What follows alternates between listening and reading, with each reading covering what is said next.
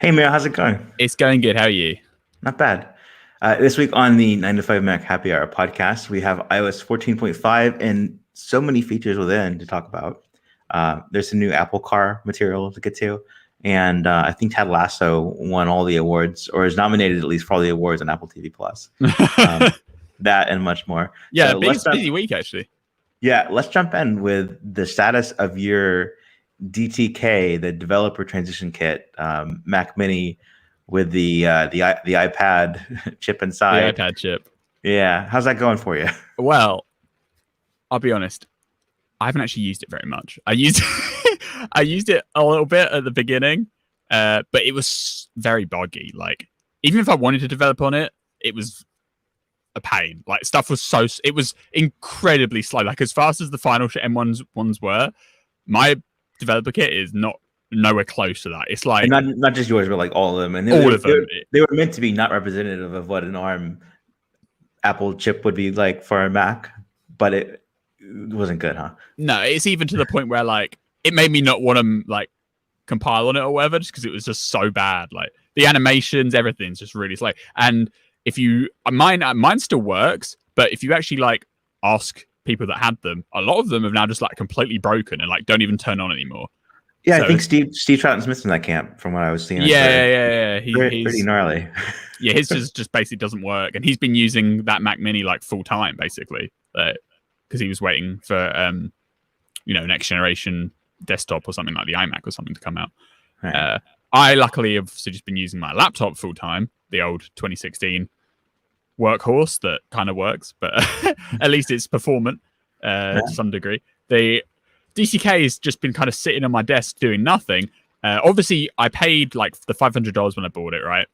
Because it was always a rental. They said, you're going to pay your $500, you're going to get the kit, you're going to get technical support if you need it, and then we'll want it back eventually, which is fair enough. Like, I'm not going to complain. I knew what I was going in for. I paid the money, I gave it. But last time they had the Developer Transition Kit program, they were a lot more generous because this was back in the PowerPC to Intel transition. They had a similar developer kit program, but at the end of the year period, when they got the developer hardware back, they gave you a $999 iMac for free, or because you paid $999 to get their developer kit back then, but you traded it back in, you actually got the shipping iMac. What Apple announced this week is you can trade your developer kit back in, and as a sign of gratitude, you'll get a whopping $200 gift card towards a purchase of an M1 Mac. But you have to spend it before May 31st. So which all but ensures that it's going to be only be applicable for like the Mac Mini, MacBook Air, MacBook Pro 13-inch. And that's $200 off of like what the Mac Mini would be the cheapest in that? The cheapest Mac Mini is $699. Okay, so you'd spend another $500. Yeah, to replace the Mac Mini that is bad, the DTK Mac Mini with the M1 Mac Mini. Well, and I don't actually want any of them. Like, I've been waiting for the. Well, none of them are exactly like developer oriented. No, exactly. That's a fair point too, right? The Mac Mini gets close, right? And you can do development on the MacBook Air, but if you want like primary machine status, right, you kind of want what's going to come up at the end of the year, whether it's the iMac or the MacBook Pro, right? And so this even a six exactly, even the MacBook Pro, 16-inch MacBook Pro, something that replaces the ones that they still sell with Intel inside. Sure. Yeah, exactly. Like. Yeah, my machine, they still sell the modern version of it, right, as Intel, and the ARM replacement isn't available yet. So for me, I'm probably just going to let the $200 credit go to waste because I don't want to buy anything before May 31st of any of the current lineup. And I feel like as good as the M1 Mac Mini is, I don't really have enough use for it to like pay an extra $500 for it. Like what I was hoping, fingers crossed, I was hoping they'd do like what they did last time, where you just get the Mac of equivalent value. So you trade in your DTK and you get an M1 Mac Mini, like base spec or whatever. But Apple isn't as generous in 2021 as they were. They're not doing as well these days. Yeah. No, they got money problems. Yeah, they're a bit tight. Their earnings were only like 110 billion revenue or something. They can't afford to give developers any nice little kits. I don't want to make a big deal about the money situation, right? Because I paid the money. I knew what I was in for. I didn't even use it ultimately the hardware to its fullest extent as I could have. So I'm not going to be like, oh, I'm going to moan that they're not going to give me money back. But it does feel kind of silly that it's like, well, here's a $200 credit that I'm not even going to be able to spend. I mean, I don't have any skin in the game. I didn't buy one. So the way I saw it was the M1 has been such a slam dunk. We all love the M1 Mac lineup as it is today. We know that there's going to be even higher end ARM computers in the future from Apple this year. The promo code expiration date being like the last day before the month that is WWDC is what really made it just weird. Like, and why did they wait all this time to do this? Because you can't even send it in like today, right? You've got to wait a few weeks. That's the other thing about it. They sent you an email to say, now that the new MacBook Air, Mac Mini, and MacBook Pro are available, which they've been available for 4 months at this point, it will soon be time to return the developer transition kit that was sent to you as part of the. I'm glad I put off on never getting one to play with or anything, because I was actually gonna because I do have Mac apps, right? Like they're more hobby projects, and they currently don't actually run natively on M1, and a jet bar currently crashes on M1 hardware because you press eject or disk and it doesn't actually work properly, which is a bit of a problem.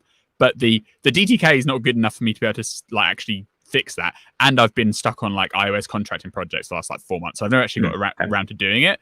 But yeah, I mean, it was as stupid and as badly performing as it was kind of cool to have the first one, and just click on the little about this Mac menu and see Apple Silicon inside or whatever it said. That was cool. But yeah, I'm now, as instructed by the email, gonna prepare my packaging because I got to go and find the original packaging. I don't know what you do if you've lost the original box. Do they then not give you $200 credit? Are they that? That's like Apple. That's like Apple reviewing it. You're supposed to keep the packaging for as long as you keep the review. So I have to go and find my original packaging, put it in the box, and then wait another few weeks to get another email where they say now it's time to actually send it off. It's just a funny. It's just a funny process. Yep. I gave you the news last night because I saw it happening on Twitter, and right before we wrote about it, and I knew you'd be relieved. But then I also saw the reaction on Twitter before I gave you the full story. Yeah, if I was getting $200 off my MacBook Pro that's going to cost me $3,000 when I buy it at the end of the year, I'd probably be quite happy because at least it's something, you know what I mean? But now it's oh well. Yeah, you just wanted relief. You just wanted to just get rid of it because you knew you had to eventually. Yeah, and not gonna lie, I'm generally been worried about losing it or something.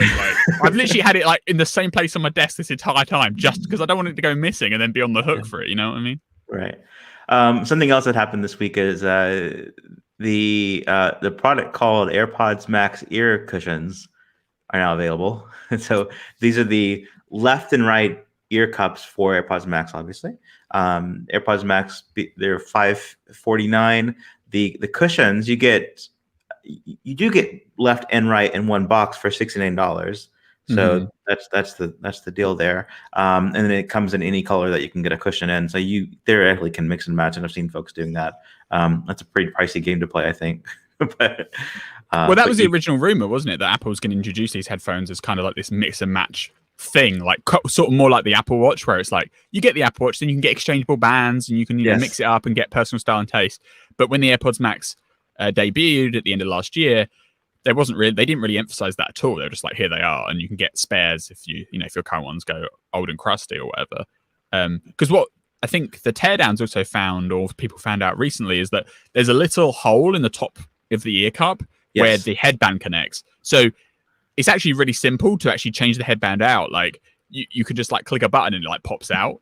It's like a little, the SIM card tray, that kind of tool. You just pop that in the top of it, and the actual headband comes out as well. So the headband is replaceable. Only thing you couldn't change is the actual, I guess what people call cans. Yeah. Not because the ear cushions you can replace, but the actual cans of the ear for $70 are stuck in place. Yeah.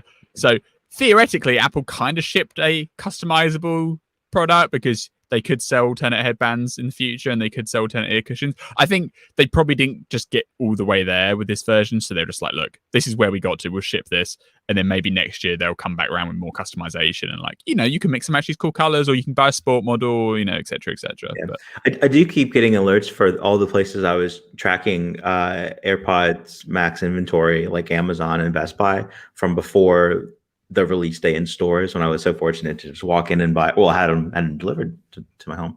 That was lovely. But just last night, I had like 3 emails of your product's ready. I'm like, oh, what is it? And it's saying, AirPods Max are in stock to order. So yeah, I think they've relieved some of their supply constraints because they've just been popping up in loads of third-party retailers. Yeah, it should be a few more weeks, and we'll see you with some as well. If not, I'll be disappointed. I'm judging. Hey, Apple should let me spend my $200 DTK credit on headphones. That would go a long way. That would go a long way. So what you do is you buy $200 off the Mac Mini. You return the Mac Mini at full cost. Be like, I don't know what happened. I want the full price back. No, I want to exchange it for the Air. You can work it out. And our colleague Parker on 9 to 5 Mac, he did a unboxing of the standalone AirPods Max ear cushion set, so you can see that for yourself if you want to. By the way, you haven't had any. How are your AirPods Max holding up? You haven't had like the condensation problem or anything, right? My brother-in-law sent me a Forbes link that said that they were gonna. I don't know what they were gonna do, but I didn't respond to it. No, I haven't had any issues. I do think that as much as I wear them, that I need to clean the cushions more than I do, because they you wear them and they begin to smell like you. Yeah. So, which is another reason I would probably. I'm very glad I got the black equivalent in space gray. So, but use them every day. My only complaint is they're software based, like anything else. And so, you probably remember the early days with AirPods that I had a number of issues. I on a daily basis, because I use AirPods Max every single day, like just while I'm working or just around. I find that I have to find a way to reboot them, reboot my $550 headphones. Like unpair and repair, or take them off your head and put them back on and stuff. Yeah, sometimes they say, I think I mentioned this, but sometimes they say that there's only one ear detected, and it says put both ears to begin using. It's unfortunate bugs. It's software based. It'll get sorted out. Lastly, before we thank our first sponsor, I wanted to mention the Unity Sport Band for Apple Watch. Yes. It is in stores. So is the Apple Watch, the Unity Collection Apple Watch itself, but the band, the standalone. I ordered one on February the 1st when it hit stores.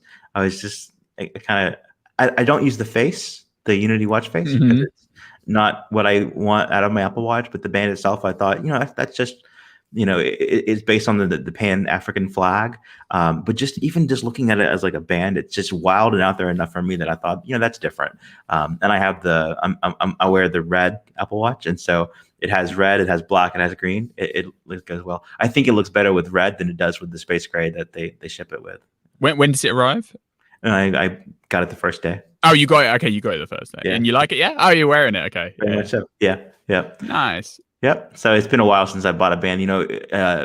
6 months ago or so, I actually got my whole band collection, and I just rehomed it with people that were searching. You sold them off. Certain ones, exactly. Yeah.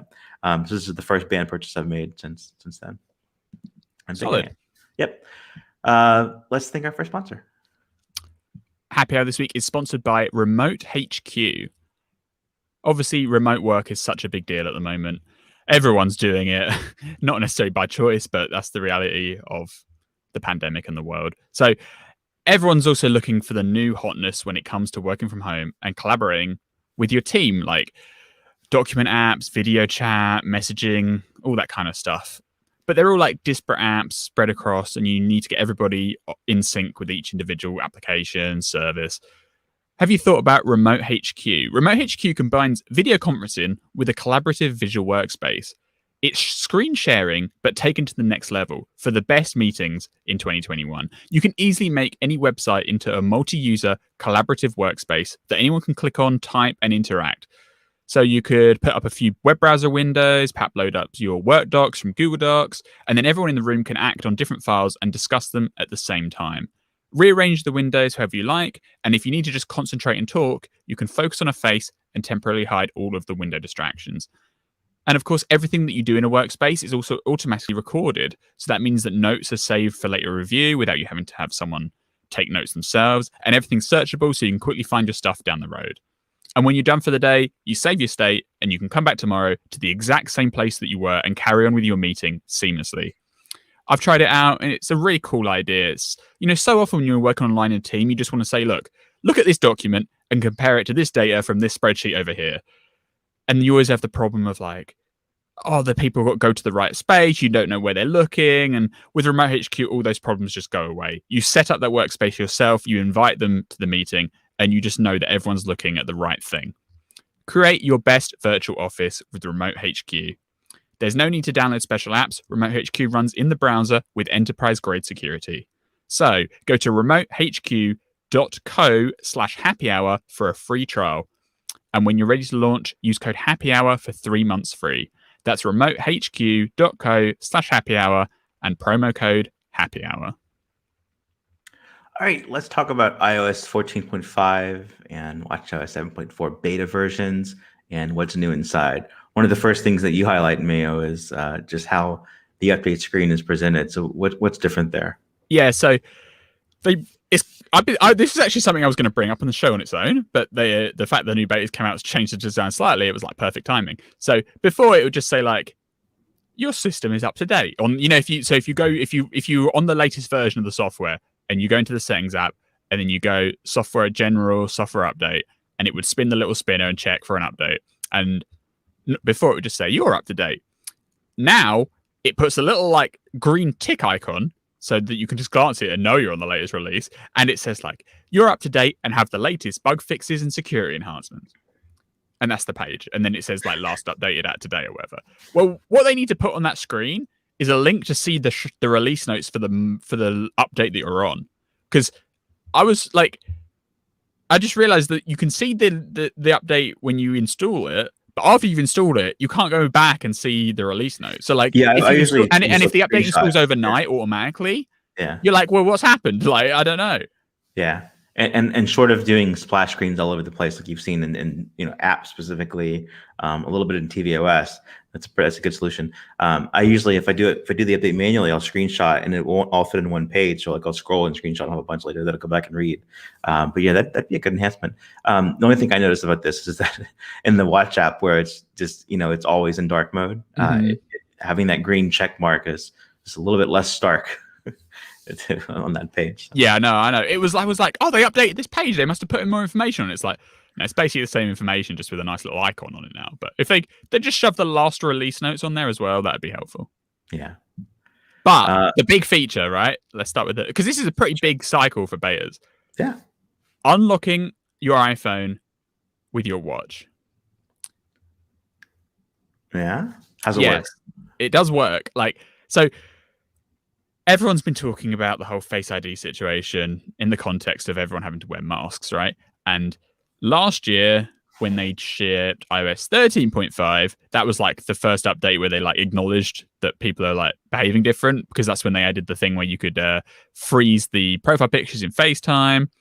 And for Face ID, they did that. Do you remember they did that behavior change? Whereas before, if Face ID wouldn't recognize you immediately, it would like wait and try and detect you again. And then it would put out the passcode screen. Well, because the rate of failure for Face ID was higher with everyone wearing masks, what they did last year is basically just make it show the passcode screen instantly.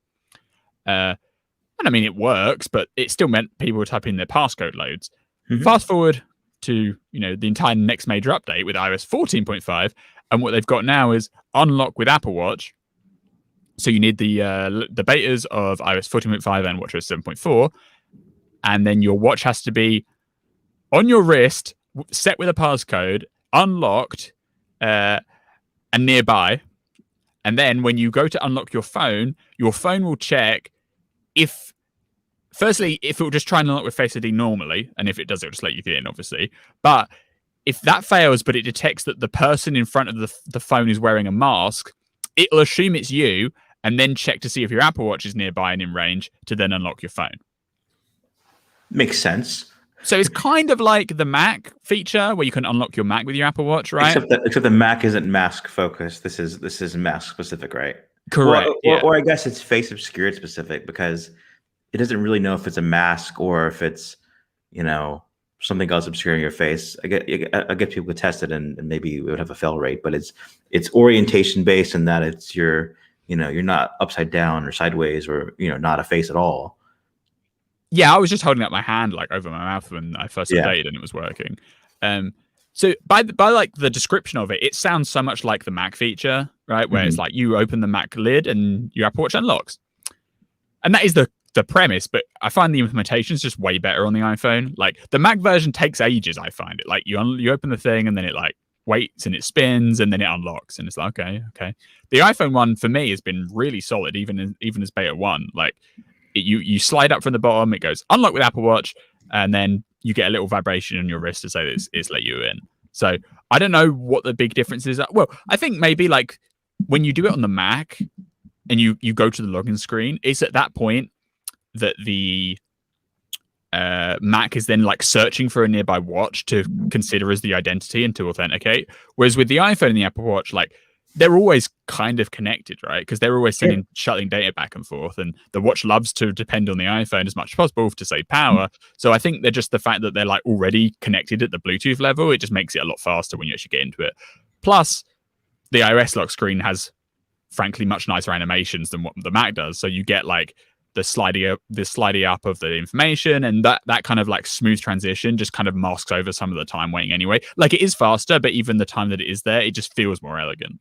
Right. And this feature, it will be available maybe in a few weeks whenever the beta cycle is over. There is a public beta now for iOS 14.5, but there's no Watch OS public beta, right? Correct. Okay. So you need both beta versions to use the feature today without a developer account. If you have a developer account, then you'd be able to, test it now. Have you tried it? So I haven't intentionally tried it. I've certainly been in situations where I'm wearing a mask and I'm unlocking my phone. And I can't, so I haven't thought about it. And I can't say that I felt like I've unlocked my phone with it bypassing the passcode, because I just do my passcode so often, now. But now that I've got a clear understanding of how it works, I do have the betas installed just for this purpose.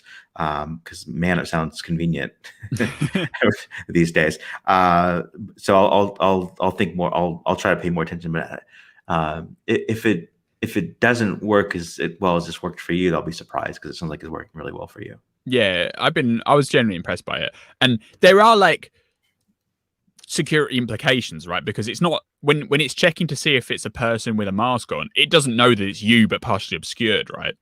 Because if it knew it was you with a mask on, it could just unlock you based on that. The whole point of the feature is that it can't get your identity off half a face.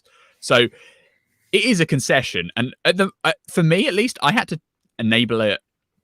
Like it wasn't on by default. I had to turn it on in the settings. I don't know if that's probably where I'm at, because they haven't had any successes with this yet. That I can recall. And so I'll need that makes sense. Okay. Yeah, well, while I'm talking now, go into settings, go in passcode on the iPhone, and then it'll be scroll down, there's an unlock with Apple Watch toggle. Because like you are basically giving up some security, right? Like it, and I think they've tried to counter this, because when it relies on the iPhone and the watch being close to each other, and when the iPhone unlocks, it's not a silent operation. So if someone like stole your phone and immediately tried to unlock it based on your watch being nearby, you get a vibration on your wrist, and obviously if you look down at your wrist, it will say your Apple Watch unlocked your iPhone. And if it's really dire, there's a button at the bottom that says lock iPhone, so you can undo it. So if someone literally steals your phone, unlocks and runs off, you can press lock and it will lock it back down again. So they've thought about it. I mean, I'm sure they would just prefer a system where they didn't have this workaround. And of course, this whole thing requires you to be wearing a watch full time. But for people that do wear watches like me, it's a great addition. If you already wear the watch, or if you're off and on with the watch, this gives you a heck of a reason to just put it on every day. And when you're going out, put on your watch, put on your mask. So yeah, I've toggled it on now. Now I'll let you know how it works. Yeah, now you'll find out as we're doing the show. So thanks for telling me I need to toggle it. It wasn't enough to install the profiles and install the developer betas, and I needed to also toggle it on. It might be one of those things where in beta 1 it's just off by default and you have to turn it on, but by the time it ships, they'll have like a setting, like the first boot options after you update. It might be one of those screens where it's like, do you want to unlock your iPhone with your watch? Ooh, look at that. I think it's gonna work. I think it will work flawlessly now that I've turned it on. So, That is always an important step in the yeah, equation. absolutely. I tell you something that Apple's turned on: emoji search on the iPad. Yeah, yeah. Well, last thought on the mask thing. I wish they could solve the glasses fogging up thing because I haven't gotten to that point yet. Yeah. But emoji search, how are we doing there on the iPad? So emoji search obviously was an iPhone feature with iOS 14, but like a handful of iOS 14 or iOS 14 features, it didn't show up on the iPad. But as of iOS 14.5, now when you open the little emoji panel with your keyboard, there's now a search field directly in there. So you can do the little typing popover. I forget the keyboard shortcut, but it's the same one as they do on the Mac, which shows your symbol, it shows your emoji, and there's a little search field for you to find a particular emoji by its name. So just bringing across the iPhone feature to the iPad. Only took them into iOS 14.5, but at least they're there. Widgets are still unchanged, in case anyone's wondering. The emoji keyboard team beat widgets, exactly. The other interesting change on the iPad is that if you do have a keyboard connected, I think specifically the Apple Magic Keyboard accessory, when you boot the iPad now, the logo is in landscape.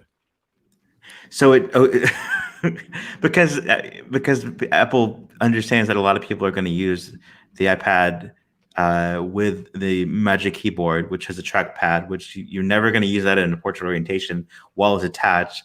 They've now taken that as the opportunity to make the Apple logo the correct orientation.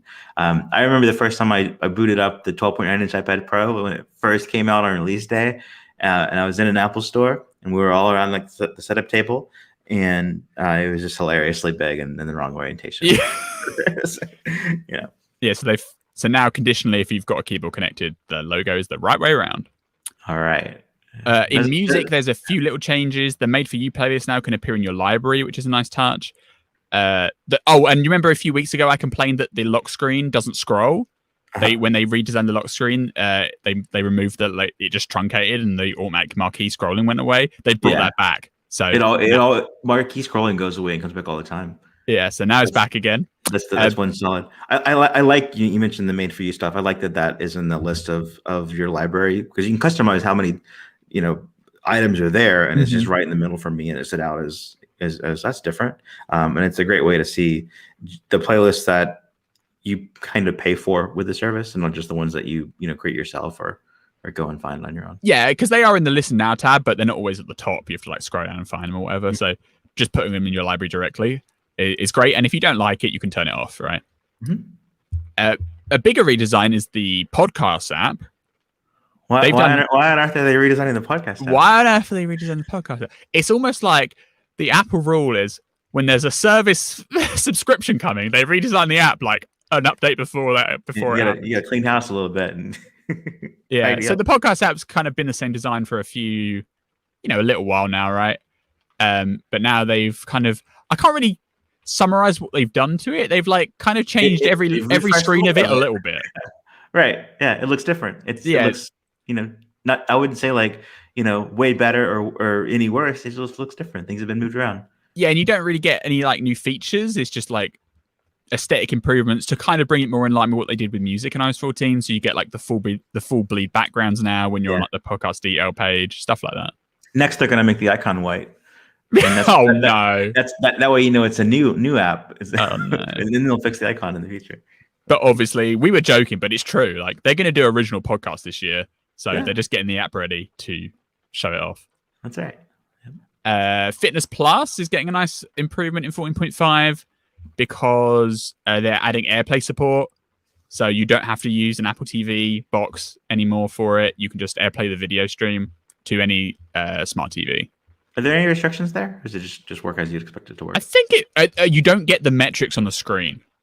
So it's just the video feed. So if you AirPlay, because obviously Apple's streaming the video, and then on the iPhone they render the metrics over the top, which is what the Apple TV app does as well. Clearly for the AirPlay implementation, they're not retranscoding the video to overlay and superimpose the metrics. So basically, if you're AirPlaying to a smart TV, then you just look at your watch, and your watch will have the metrics on it, obviously. But most people just want to they get 3 months free with the Apple Watch, but they don't have an Apple TV. They try and use Fitness Plus. It's like, don't want to use this on my iPad. I actually want to use it on the big screen. I've got this nice AirPlay. Yeah, and if you actually look on the current Fitness Plus app, when you're playing a video, it has the AirPlay icon on it. So it kind of invites you even to do it, but it doesn't work on anything about an Apple TV at the moment. But they're going to fix that in 14.5. So 14.5 is going to be a pretty good update in terms of just polishing out what was started in 14. Yeah. Yeah. Yeah. Similarly on News Plus, they've kind of redesigned it a little bit. The News Plus tab in the News app and now is more focused around your library, and they have different views and sorting options. It's pretty good, to be honest.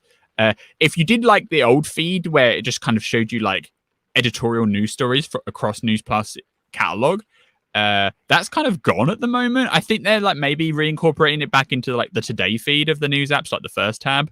But at least for the time being, now the library tab has like separate options to see newspapers and the magazine options, and then you can search by category with like a little filter, and then there's like a separate option for downloaded specifically. So if you care about like curating your magazine library through News Plus, it's way better. If you just wanted to see like to get around and navigate, yeah, if you wanted to see like those, that kind of river of stories, that doesn't quite exist at the moment. But I can't imagine they're going to remove that. So it'll either be like show up in the main Today tab, or they're going to add another option in a later beta or something, because that was useful and that promotes their subscription. So I doubt they're going to get rid of it outright. Right. Apple Card. Well, still on News Plus for a moment. They have a new affiliate program because, because Apple, they used to do an affiliate program for the App Store, which is where a lot of, app reviews and app focused press were able to monetize what they did. That all went away a long time ago. They still have affiliate programs for services and things that are not as popular as the App Store, I guess. And they're using News Plus affiliate as a reason to promote News Plus and recommend it, I guess. And the affiliate rate, well, it's pretty high. What is it? Yeah, so if you convert a subscriber for the 30-day trial period, so they basically just last 1 month, the affiliate payment is 4 times the monthly subscription cost, so basically $40. For 400%, yeah, 400% is the affiliate. So yeah, so it kind of shows how much they're trying to get people to buy News Plus subscriptions. And they're advertising News Plus in lots of places on the web and on TV, I've noticed. So yeah, they're trying to reinvigorate it. And to be fair, the UI updates in 14.5 will help with that. Yes, and they should. And they should also just add more. They should get more partners in it as well. Yeah, for sure. They haven't announced this officially, but we were doing the usual 9 to 5 Mac code investigations, and it seems that Apple is preparing to launch an update for the Apple Card, which will allow you to work with friends and family. So you'll be able to basically share your Apple Card account with a family group, and then you can build your credit together, track your spending, and receive the daily cashback. Right now, this was obviously a big complaint or limitation of Apple Card when it debuted, as it was for one person only. There were no joint accounts, no shared accounts. There's quite extensive code framework set up now for an Apple Card being shared across a family group. So things like joint accounts are going to happen. And you'll even be able to set like limits per user. So you could say like, your 10-year-old son can buy stuff on your Apple Card, but you only get an allowance of like £10 a month or something, which is a cool feature, to be honest. There's a cool feature. And they even did, like recently, they did the feature that's not Apple Card, the credit card, but just Apple Cash for people and family sharing who are not adults. So you could take a minor and have them have an Apple Cash, virtual card on their wallet app, and then you can fund that from your phone. So separate from the credit card, but this, for the credit card, at least, this is one of those launch features that was missing, and we're not there yet, but we're getting close at least. Yeah, and 14.5 also adds support for dual SIM when on 5G.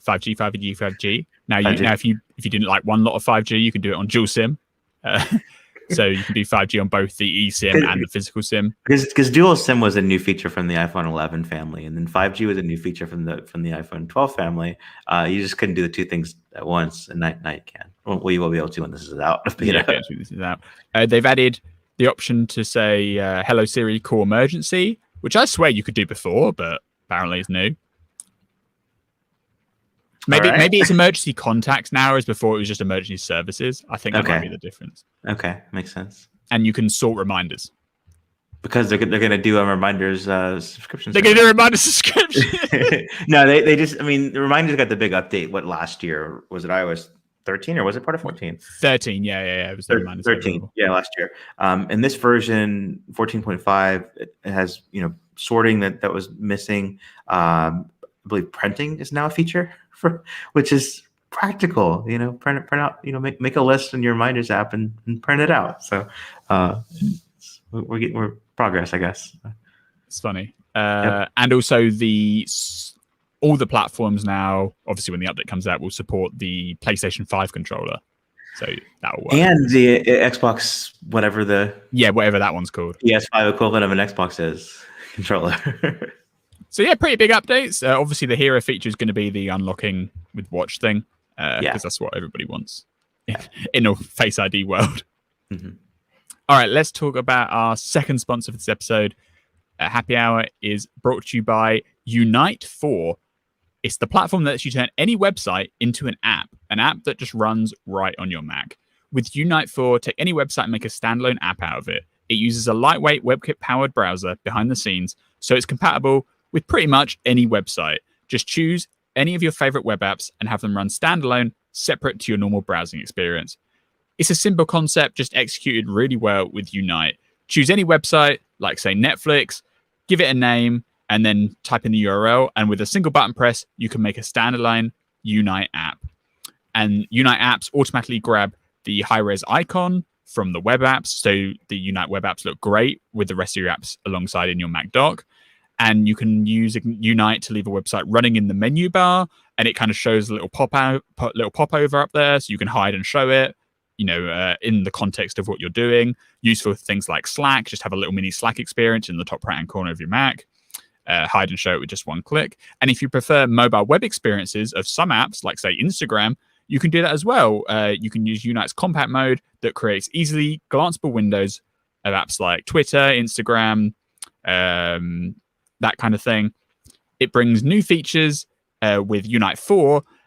There's updates like native notification support and even more customization options. So much to try.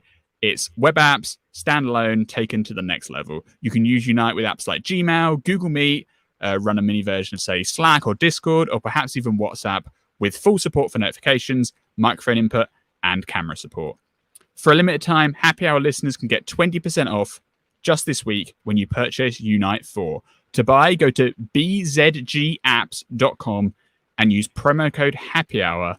That's bzgapps.com, promo code Happy Hour, all one word, at checkout. Thanks again to Unite 4 for sponsoring the show. All right. macOS 7.2 is out of beta. So the previous software apps you talked about, those were all beta versions. Last week we discussed the newest shipping versions of iOS, etc. But macOS 11.2 wasn't quite out yet. Now it is. That has the fix for Bluetooth reliability on M1 Macs, as well as some other performance improvements and bugs fixes. What's exciting this week is macOS 11.3 beta. It has a feature that we've wanted since I don't know how long. HomePod stereo paired sound output. If you have a pair of HomePods connected as a stereo, you can choose them from the menu bar as your volume output from your Mac. I'm so happy. I'm so happy. So this is full AirPlay 2 support to the sound output in the menu bar, because before you could do AirPlay 2 on the Mac, but only through like the music app and the TV app. But for the overall system sound, if you went to the menu bar and you pressed like your HomePods, you'd only be able to pick one out of the two if you've got another pair, and it would be using AirPlay 1 protocol, which doesn't support Motor Room, and it's just slower. Like, there's more latency. There's like 2-second lag, whereas the AirPlay 2 experience is way better. It's more reliable. There's very little latency, and obviously it supports stereo pairs. So it's been a long time coming. When was the HomePod out? 2018? So 3 years on, the Mac has finally joined the iOS ecosystem in being able to output its entire sound system through AirPlay. This is good, not just for the fact that now it does the thing that we've wanted it to do, but it's a good feeling whenever those small features that were missing and just didn't get attention finally get attention. especially in a a point update or a later version of a major release like this, because this is something they could have just continued to never do, and they've done it. I wonder how much HomePod Mini is a factor here. They say, well, people are using HomePods more, so now I need to finish this Mac feature. Yeah, that's true, actually. Like, if you want to use like HomePod Minis, like desk speakers with your Mhm. Mac now you can in a good way. Yeah. Like, because I can understand it why it took them a while, because the Mac audio system is, diverged from the iOS ecosystem in pretty big ways. It's more complicated. There's more things you can do, and they probably had a lot of work to do to kind of like unify it all back together so it can work with AirPlay 2. That being said, the fact it took like 3.5 years to do it, probably slightly too long. Like, they probably could have got around to it slightly faster. But you can't complain when it's here. I think I don't run the Mac betas, but people that have say in beta 1 it's a bit buggy, so there's still some like lag or like dropouts in sound when you use it, but hopefully that gets cleaned up when it's actually shipped for real. I think I'm on the Mac beta. I think I took that leap this week. Yeah, 11.3 beta. I'm also seeing I like this. They in Control Center, the now playing like tile is just always there with the last thing that I played recently, so it's easier to pick up on that. Okay, yeah. Before that would go away pretty regularly unless you were actively playing something right there. So that again also more unifies it to like the Control Center experience on the iPhone. Yeah. Right. Yeah, it's polished. I love Control Center on Big Sur. It's like the one feature I can remember that's in Big Sur besides the way everything looks. Yeah, just had the UI redesign. Yeah, I like the Control Center stuff. I wish they'd give you more control, like the iOS one. We could put different widgets on there and stuff. But in general, I think it's cool. Yep. And then one small feature in 11.3 that we discovered, again, the 9-to-5 Mac way of like playing around with code is that they're going to support showing, like on the iPhone and iPad in settings, when you buy a new device and they promote, how many days you have until you can buy the warranty before it expires to get Apple Care Plus. They're going to do that same thing on the Mac now in system preferences. So, one angle on that is, well, they want to, sell more warranties and up their services revenue. But the other is, it's just, I found that practical, and I didn't buy the warranty on day one, and then I've got a countdown in terms of how long until I can. So it's useful. Yeah, like there's this whole thing about, what counts as an ad versus what is just informational, right? When it comes to these banners that Apple keeps putting in settings and stuff. Yeah. Stuff like the warranty information. Yes, obviously it helps them drive more Apple Care revenue, but people do want to know about it, and people do generally forget that, I have 3 months to order it. Here it is. Let me go and buy it. So it does have utility. Yep. Let's talk about some hardware stuff now, Mayo. I have a question. I've paid a little bit less attention to like iPhone rumors in the last few months. Is the iPhone going to have in-screen Touch ID this year? Because I know I have friends with like Galaxy phones that have that, and I'm seeing them do it all the time, and with their mask on. It's like, that's cool. Is it going to happen? We don't know for sure yet. Yeah. Okay. We don't know. That, like, big publications, big reputable publications are currently saying that Apple is exploring the idea. They are not. What does it mean to explore for the 2021 phone? I know. Yeah, this close to it. I know it does seem a bit sketchy, but we've seen Bloomberg say words to that effect. This week, the Wall Street Journal jumped on the bandwagon, saying that in-screen Touch ID is going to join Face ID for the 2021 models.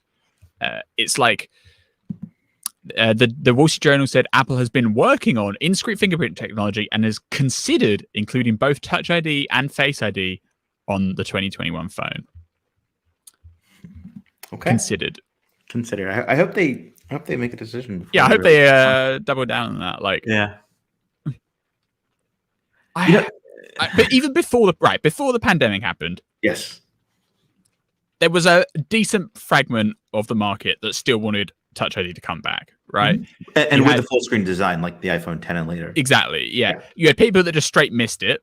You had people that it's always been incompatible with, like identical twins, and have never worked well with Face ID. Or you have some religious cultures who they have certain types of headwear that are, like masks, and they obscure their face and it doesn't work with it. Or you have, like in Japan, before this COVID stuff, it was just kind of culturally appropriate there to wear masks on a much more regular basis. So Face ID was always frustrating for them. Then you have the pandemic hit, and everyone in the world wants Touch ID to return alongside Face ID, right? Like, and the arguments that it's going to be complicated to have two different ways to unlock the phone, I don't buy that at all. You just have Face ID in the phone and you have Touch ID in the phone, and the phone should just unlock with whichever one it detects first successfully. Like, it doesn't need to be complicated. You don't have to have like a dual lens authentication system where it has to see your face and it has to see your fingerprint. Just, if I open the phone like this by putting my finger on the screen, you can unlock that way. If I open the phone and then look at it, you can unlock that way. That's what I want. Just give me both choices in the same device. It doesn't have to be complicated.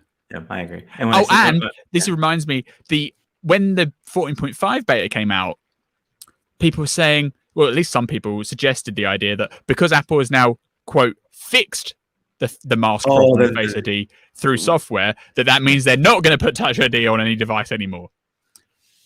I think they're like completely independent, right? Like, for a start, there's still months and months to go before the 2120 phones come out. And even when the 2021 phones do come out, Apple has to support hundreds of million devices in the world that are Face ID only, and they'll continue to sell Face ID only phones for years to come. Like, they're not going to replace the entire lineup in one go.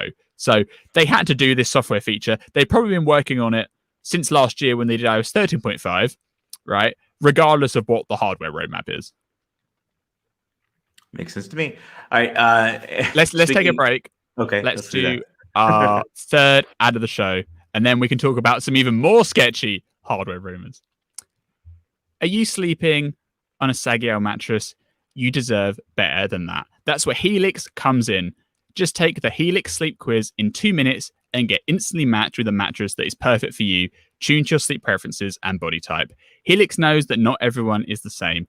They have several different models like super soft, medium, and firm mattresses. There's even a version that is designed to cool you down if you sleep hot. Now, I'm pretty jealous because I know, Zach, that you've done the Helix quiz and you actually got sent a Helix mattress to try out. So do you like it?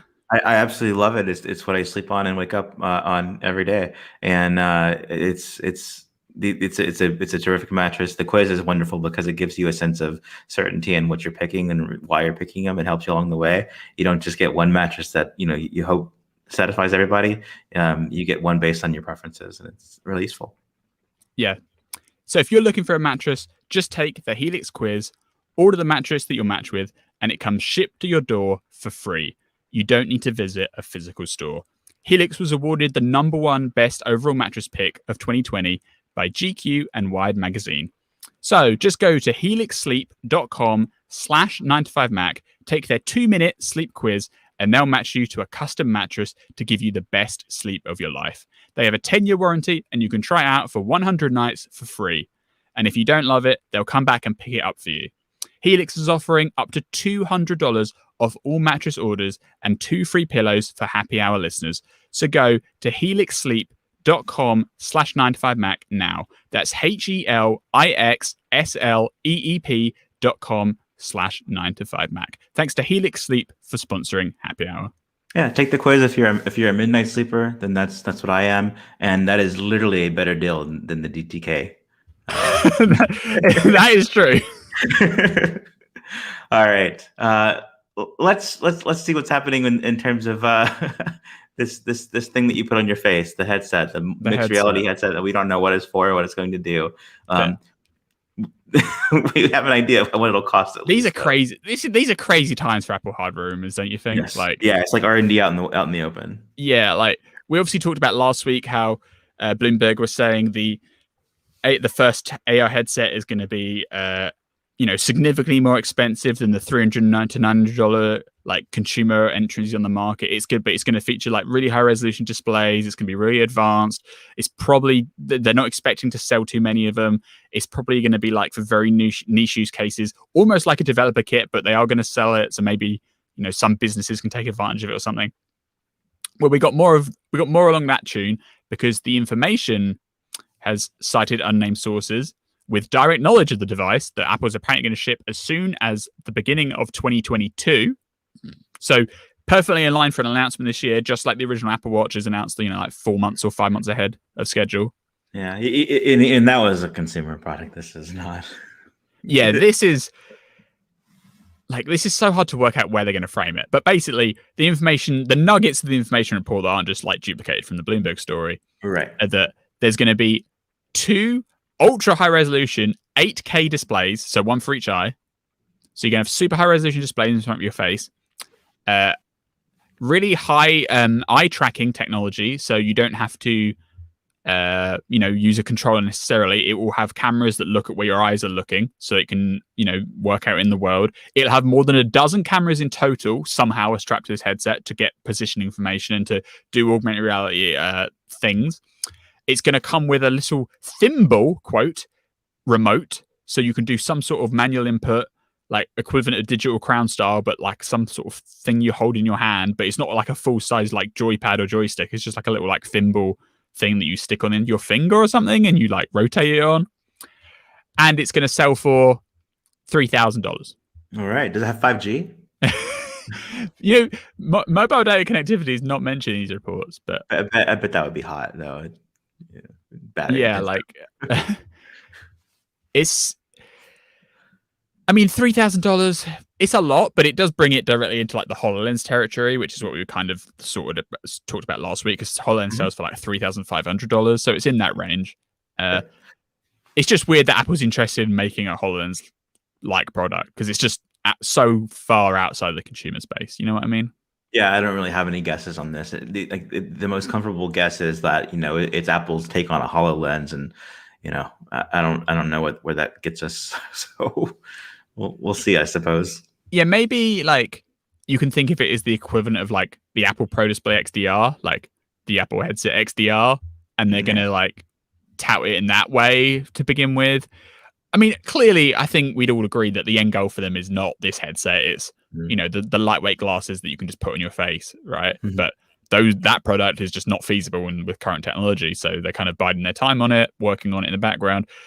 I guess ship this in the meantime and see how it lands. But it will be like it's going to be a good experience if you've got 8K displays in front of your face. Apple hardware. The Bloomberg report said it would have processors that clock faster than the M1 chips, and the eye tracking thing. Because if you have accurate eye tracking, you can kind of like optimize the rendering by looking in certain directions. Because say if the device knows that you're looking to the left, it can like not bother about rendering what's on the right hand side of the screen in as much detail. And your brain tricks you, because obviously if you look to the left, you feel like you can see on the right, but you can't. Your brain just kind of like fills in the information. So technology can do that same kind of thing and optimize the rendering by like basically not having to render as many polygons in the places that you're not looking at. So if they can optimize that and make it work well, you can give even more visual fidelity to the place where you're focusing on, and kind of do a visual trick and blur out the background essentially. Okay, I can't wait to learn why. Will you be buying this for $3,000? I can't wait to learn why. That's all I can say. Apple Car stuff. This has been years long stewing in the background. It's kind of an R&D project with Apple.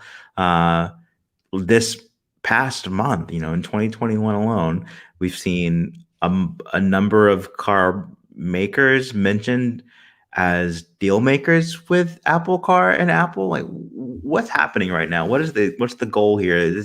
It seems weird to me that Apple's talking with car manufacturers about anything at all, versus doing this from start to finish on their own. What's happening here? Yeah, I mean, you put in the notes, honestly, what's even happening? And I kind of agree. Like the Apple Car's gone from like a background thing to, in the space, I would say literally like the last 2 weeks, it's like it's going to be announced tomorrow. Do you know what I mean? Like it's like because there's a report that Bloomberg highlighted, which comes from the local newspaper Dong A, and that Apple's about to announce a major contract with Kia Motors for about $3.6 billion. CNBC basically corroborated that, and they said Apple and Hyundai, because Hyundai and Kia are kind of the same company and kind of not. Like there's big investments on both sides. So if you say Kia, you basically mean Hyundai. But Apple and Hyundai, according to CNBC, are nearing a deal where they will produce at the Kia factory to manufacture the first Apple car. I think this is still going to be an Apple branded product. I think you have to think about like Hyundai as the equivalent relationship to like Foxconn in the iPhone. Like Apple's going to design it, and they're finding a manufacturing partner, because you need big factories, right? Like to actually make cars. So But they wouldn't have to do. They could buy, or they could do it on their own. I don't know why they have to be involved with another. Well, why do they company. be involved with Foxconn? Does Tesla have a? You know what I mean? Well, they they partnered with Panasonic on batteries originally, but Tesla built its factories, right? And that's Right. where you see all the Gigafactory stuff. So Yeah. I mean, maybe this is like version 1. They're going to partner and they're going to slowly build out their own factories and stuff. But they've shown with the iPhone they have no rush to build their own factories, right? Like they have a massive supply chain of people that actually compete against each other for the lowest price parts, which is better for Apple's bottom line, and they don't have to worry about it. They just focus on designing everything, and they basically get contracted out manufacturing. So, Okay. I mean, I can understand it. Like, I still think the whole idea of Apple doing a car is still a lot to process, but I can get why they're having to partner with someone here because it seems like they're interested in making it have US manufacturing. Okay. So, and Hyundai and Kia can offer that, and it would just take a long time for them to build up. Like the amount of stuff Apple has to worry about to build a car, if they can, subcontract the actual manufacturing part to someone else, it probably helps them get a few rungs up on the ladder. The Kia report, by the way, said that they might announce this on February 17th. So that's literally like 2 weeks away. Okay. So we'll see. All right. What was really interesting in the CNBC report was that supposedly the first Apple cars are not designed to have a driver. They're going to be fully autonomous electric vehicles, which are focused on the last mile. So that means Apple cars could at least initially be focused on like packaged food delivery operations and robo-taxi firms. Yeah, this part of it sounds a lot less like and then I guess here is where partnering with someone like Hyundai makes more sense. And I guess is that it's Apple's technology, it's their smarts, and then there's the body maker, and then this is the reason for it is not that it's a consumer product that you go and replace your car with, but that it's something that is the future of delivery of some sort. Because we've seen it's DoorDash without a driver. Yeah, we've seen investments from Apple in other countries with like ride sharing equivalents, not hardware wise, but just services. Yeah. What is it? Didi Chuxing, I think, in China. Yeah. So this is one of those things where you just can't. I don't know how you could predict what's going to happen because it's all weird and it's such a parallel to like the industry AR hardware, though, right? Like an Apple car that's focused at DoorDash to make them save money because they don't have to pay for the drivers. They can just have some Apple cars deliver you the food. Like, yeah. It's a weird situation. Again, with the Apple car thing, you got to think eventually Apple wants to sell like consumer cars, right? But because what are they going to do? Like, how many Apple cars are they really going to sell just to like last mile delivery services? Really? Yeah. And they're supposed to be fully autonomous. Like, that's a big ask. Like right now, there's no car on the market that can be fully autonomous without a driver in it. So, yeah, in my community. Lake Nona within Orlando, there's this service called Beep, and it is an autonomous vehicle on a preset route with there's no steering wheel or anything. It has an Xbox controller for like overriding for manually steering, and that's it has an attendant on board. They're electric. Their like top speed is 12 miles per hour. Operationally, I think just as part of a route. This seems something like that, but it's just so weird. Like I don't know. Until we see it, I don't really know what to make of it. Yeah, it's very strange. And then Kuo had specs this week. Like, yeah, well, he kind of like he basically said that it could be based on this Hyundai platform, this electric car chassis from Hyundai, which is going to offer 300 miles of range, 60 miles on a 5-minute charge, top speed of 160 miles an hour. And that seems more like a consumer just car that you compete with other cars with, not this. Yeah, you don't need to get your food delivered at 160 miles an hour. Like, but that to me that feels like Kuo stretching it a bit. Like just looking at what Hyundai offers now. Like is that like the analyst quote, not like supply chain analyst, but like make a prediction. Speculative analyst quote. Yeah, that's like his other branch of his reporting. Like if you're going on the basis that Apple's just using Hyundai as a contractor, you can't really look at what Hyundai currently sells as a chassis. Like, surely Apple's going to be designing that stuff. And in fact, Yeah, there's this report this week that they hired Porsche's vice president of chassis development, and apparently this guy left at the end of last year, and they gave him bigger projects, and it just didn't work out, kind of Johnny Ive style, where he couldn't be kept. And at Porsche, yeah, they gave him, yeah, and then now he's been poached away to Apple. Yeah, to Apple. Yeah. And this isn't a hire that Apple said, yeah, that's certain. I think this was the German quote. Well, Business Insider in Germany, I believe, was who reported this first. But this seems more in line with like, okay, Apple's taking a luxury sports car, chassis designer, and that's going to be who designs their thing. It kind of like the headset. I mean, you come back to that. It's like there's two different tracks here. One is the short term, enterprise industry enterprise industry focus. Yeah, and then the other thing is the actual product, like consumer product that would be a business for them in the future. I mean, it's certainly unusual, but at this point, it seems like Apple's going to be doing that strategy in both AR and car. Yeah, or maybe it's the same thing because car is a C with an AR at the end. Car. Think about that. Okay, I will. Well, let's look forward to February 17th, where Apple announces its DoorDash subscription service where food will get delivered to you without a driver. Coming almost in in time for Valentine's Day. Yeah, just in time. All right, let's do our last break of the show. We are sponsored this week by Expressvpn. How did you choose which ISP to use? The reality of the matter is you either had very little choice or no choice at all. In most areas, internet service providers are monopolies, and they sadly take advantage of their customers. Things like data caps, throttling on streaming. If we said every way that an ISP is kind of bad, we'd be here all night.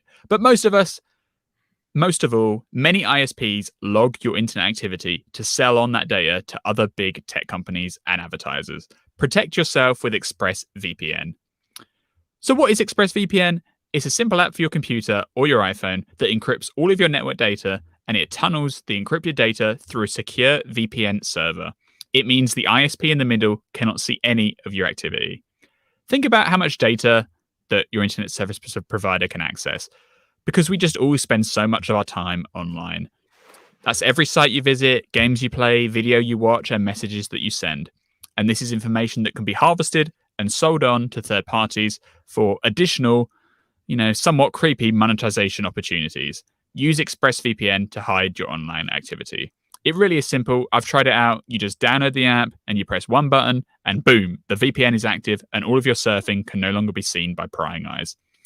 And Expressvpn is fast too, so you can browse over the VPN without a noticeable impact on your connection speed. That's why Expressvpn is recommended by so many people, including being rated the #1 VPN service by CNET and Wired. So stop handing over your personal data to ISPs and other tech giants who mine your activity and want to sell you information. Protect yourself with a VPN that you can trust to keep you private online. Visit expressvpn.com/happyhour. That's expressvpn.com/happyhour to get 3 extra months free. One more time, go now to expressvpn.com/happyhour to learn more and sign up. All right, let's talk about some Apple TV stuff to wrap up the week. First thing is an update that's coming to Apple TV 3rd generation in the form of a feature regression. Starting in March, you'll no longer be able to stream videos from YouTube directly on the Apple TV 3rd generation. Great. Apple lose all support, and I imagine go away completely. You'll have to use AirPlay, at which point I would recommend just replacing the Apple TV 3 if that's your main use of the thing. Apple TV 3 is funny because it's like 2012, I think, is when this thing came out. So yeah, but they sold it through 2015. Right. But introduced almost a decade ago. They have introduced a wildly different platform for Apple TV with the 4th generation Apple TV with tvOS. So you have a whole app store, and that's in that case way more capable. The only thing they really did to Apple TV 3 since then was to give it the TV app with the channels feature so that you can, give Apple money and watch subscription services that way. And then also so you can, watch Apple TV Plus, of course. Yeah. Yeah. So you get that, but you lose YouTube starting next month. And I imagine there's reasons for that. And I know some readers were saying that the app has been crashing lately, and so there's probably just no reason to update it. Yeah, I think like because obviously the Apple TV 3 is just kind of stranded because it doesn't have an app store. So it isn't even like an app update that you could do just developer wise. Like you go through the app store, it's a whole other channel. And so many of the apps that were on the Apple TV 3 have dropped support for it because the service providers just can't keep it running. Like ESPN, I think the WWE, like obviously YouTube now. It's gonna have no apps left. Like, but what's crazy is there's still millions and millions of Apple TV 3s in use because Apple's never quite replaced it.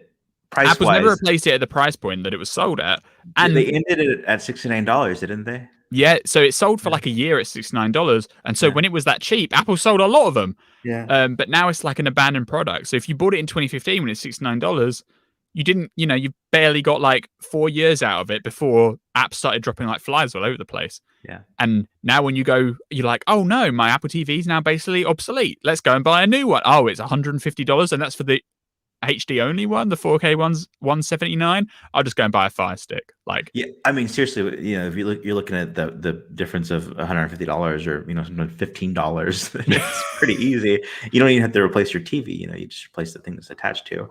And in that case, you still get you still get access to the iTunes stuff through the TV app, which wasn't the case before.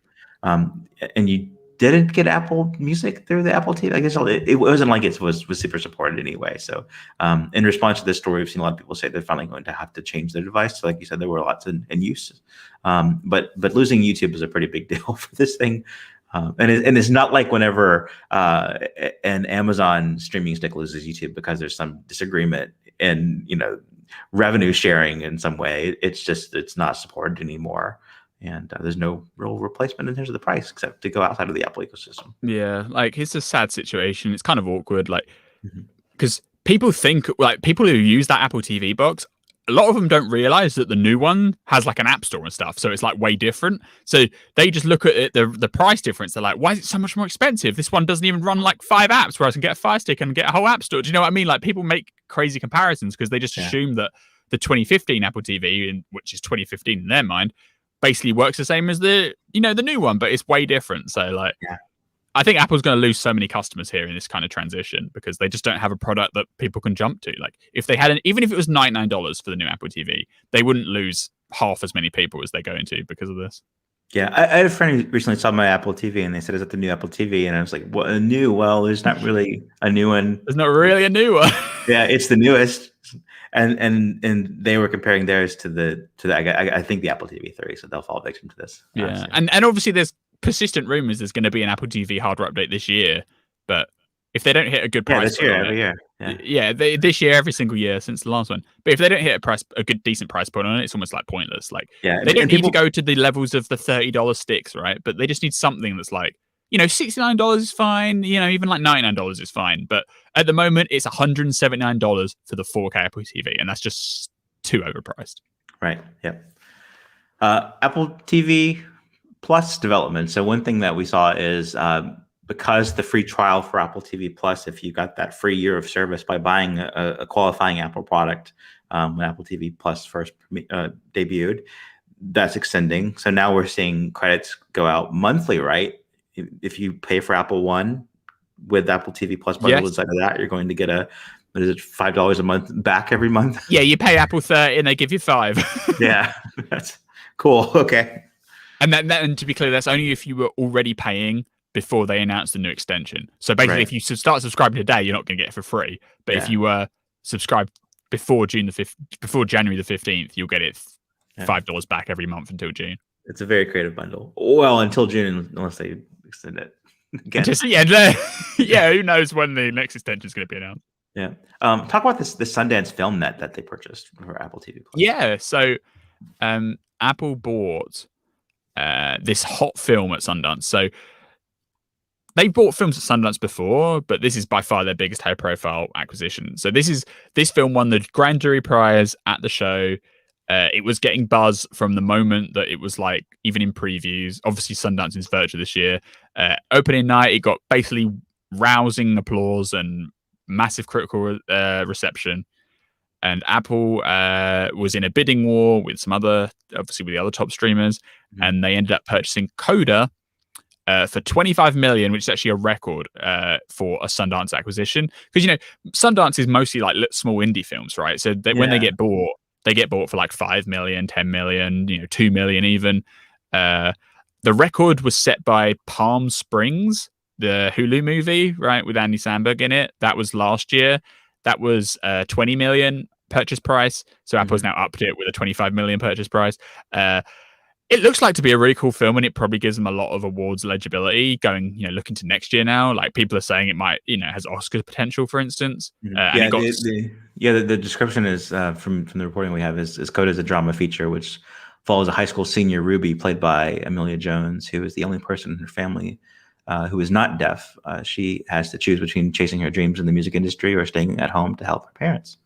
And it's very on theme for like an Apple story, right? Like, encompassing, aspirational, but still like heartfelt and stuff, right? Like, I think it's a good buy for them. There was a bit of like backlash, like, why is Apple's just stupid. They just spend too much money on stuff. They just spend $25 million. Right. The only reason they spent $25 million on this film is because it was also being bid against by like Netflix and Amazon. Like, what do you want them to do? Like, they not buy it? Like, they thought it was a cool film. They spent $25 million on it. That's like, for Apple, that's like chump change. Like, if it gets them subscribers, it gets them awards, they'll be happy with that. Like, they're not spending $25 million just for the sake of it. They spent that because other people bid $20 million, and so then they wanted to win it. Like, I don't know why people get so at their end. Yeah, that's the business they're in. Like, I don't know why people get so like, oh, Apple totally overpaid for this. It's like, no, they were just bidding against other people who also wanted it and were going to pay around the same amount.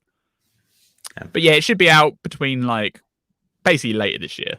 Exact release date is unknown. Okay. Palmer with Justin Timberlake. Is that correct? Timberlake. It released recently. Have you seen this yet? I haven't actually watched it yet. Okay. It's another Apple TV Plus movie, not show, but movie, which there's aren't many of those. Yeah. It's getting decent response. And Apple actually told Deadline that the weekend of Palmer's debut, Apple TV Plus set a new viewership record. So the free trials are working. You keep extending the free trials to more and more people. You get, they could give out free trials to people and nobody watch it. So at least this shows that there is engagement. They could give out free trials to News Plus.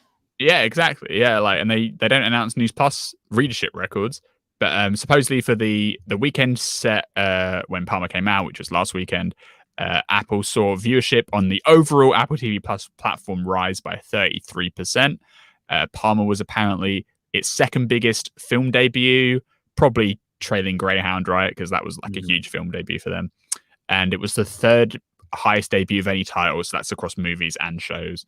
The viewership record is obviously a lot driven by, the debut of their new film, but they're also doing new episodes of like Servant and Dickinson at the moment, which are pretty high profile shows. So it's probably that plus Palmer together that led them to a viewership record. But Apple doesn't release, absolute figures at all on Apple TV Plus. The only thing we've kind of heard was last year, which was like last February, Bloomberg kind of leaked out that Apple had like 10 million subscribers and 5 million active. But that's like so long ago now, and that was like pre-pandemic and everything. So it's hard to know like what those numbers look like today. But in terms of Apple's official numbers, they like telling the industry that, they're 33% up over their previous record. So, but I mean, if it's going upwards, at least it's a positive sign for the service. Real quick update on the app, on the public beta stuff. So apparently if you have the iOS public beta, you can unlock the watchOS public beta. That's what we're seeing for this feature. So hopefully that stays true. Oh, that's interesting. Wrapping up on Palmer, I didn't know the description of the movie, as we haven't discussed on the show before, but Justin Timberlake is an ex-con whose life is transformed by an unexpected friendship. So that's Palmer. Awards. Let's talk about Golden Globes. Apple saw nominations for Ted Lasso, Wolfwalkers, and On the Rocks. The second two are films, and I think we've seen Apple show more and more interest in films. Like basically since Greyhound did so well for them, they've been ramping up their film division in a big way. Obviously, Palmer's done that for them. Most recently, they have the Tom Holland film Cherry coming out in March. The Ted Lasso movie coming out. The Ted Lasso, absolutely. I mean, obviously, Ted Lasso is their best performing TV show by a mile at the moment in both awards recognition. and just general viewership. So yeah, there's it's doing well for them. 4 Golden Globe nominations in different categories for Ted Lasso. One for Wolfwalkers and one for On the Rocks. And then the WGA award nomination. This is That's more Writers Guild. Yeah. Okay, Writers Guild. So this is more for Ted Lasso. Ted Lasso is not just the buzz that social buzz online. It's also doing well awards wise, which is maybe not what we'd have guessed about. Yeah, and I think at the end of the month, or early next, or maybe in March, the Oscars announcements come out, and Wolfwalkers is a contender for Best Animated Feature for sure. So that'll probably get a nomination for that, which Apple's going to love because it's an Oscar, And they're competing with Pixar's Soul, right? Soul, exactly, yeah. Okay. So, realistically, Soul's probably going to win, but it's good to compete on that level. The nomination. Yeah, exactly. Yeah. And then last thing on the Apple TV front, I did an interview this week with some of the cast from For All Mankind and creators from For All Mankind, and hopefully post that tomorrow. And then the premiere of season 2 for All Mankind is coming up on the 19th. So more on that soon. So stay tuned for that. Nice. Yeah. Did you check out the any of the clips from the interview I did? I haven't got a chance to watch them yet, but I will watch them. Okay, good, because your lack of feedback was concerning. No, it was I can talk about the experience. It was a really cool experience done over Cisco. Is something that would normally be, an in-person press day that you go to and you move in and about rooms and do the interviews in person. And because of the pandemic, it's all virtual. It turns out that Cisco has one room per person, or one you can only be in one room at a time, and so they have like this virtual waiting room, and then you had 5 rooms for the different people that you were interviewing. So it was this whole virtual, musical chairs act. It was done really well, though. That was really impressive. And then after the fact, they send you the video and audio of what you did. So I've been using Descript to have those transcribed automatically, and then I'm going to go through either tonight or tomorrow and pull out some of the best quotes that I liked from the interview process. Yeah, just in general, like this topic is just absent, Apple actually just releasing proper numbers, which isn't going to happen. You do get the sense that like TV Plus is at least on the uprise. Do you know what I mean? Like it's not floundering like News Plus is. Like well, okay. Well, aside from like if you just attach it from numbers, which who knows what they are, and they're not even relevant to Apple because Apple's can do as much with this as they want to. They're at least making a good product because they could they could make a poor product here too if they wanted, if they didn't put enough into it, but they're making it. I mean, the real test comes when they eventually stop giving out free trials to everybody. So then you see who's actually going to pay for it, Yeah, but the bundles here, that helps a whole lot. So. But every month they keep adding new shows and films, so they're ramping up. And I think they've got so many shows and titles currently in production. Obviously, they were all like backed up because of the pandemic shutdown. That there should be a pretty good stream of content like at the end of the year. Yep. All right, that is the Happy Hour podcast for this week. If you enjoy the show, please subscribe on Apple Podcast, Overcast, Google Podcast, Spotify, wherever you listen to podcasts. We also stream every week on YouTube at 9 to 5 at youtube.com/9to5mac. And if you have any feedback, you can email us together at happyhour@9to5mac.com. You can follow me on Twitter at Apollozac. That's APOLLOZAC. And Benjamin, you're on Twitter at BZA Mayo. All right, and we will see everyone next week. Bye. Bye-bye.